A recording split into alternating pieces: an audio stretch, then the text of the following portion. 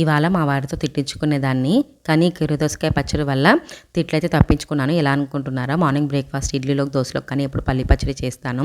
అలా కాకుండా ఇవాళ కీర దోసకాయ పచ్చడి అయితే చేశాను. భయపడకుండా అయితే పెట్టాను, కానీ చాలా అంటే చాలా బాగుందని చెప్పారు.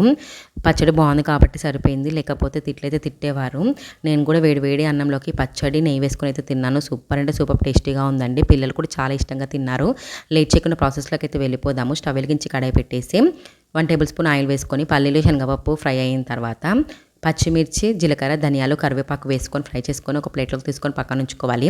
అదే ప్యాన్లోకి 1 టేబుల్ స్పూన్ ఆయిల్ వేసుకొని కట్ చేసుకున్న కీరా ముక్కలు, టమాటో, చింతపండు, పసుపు వేసుకొని బాగా కలిపేసుకొని మూత పెట్టేసి మగ్గించుకోవాలి. వెల్లుల్లి రెబ్బలు, కొత్తిమీర వేసుకొని స్టవ్ అయితే ఆపేయాలి.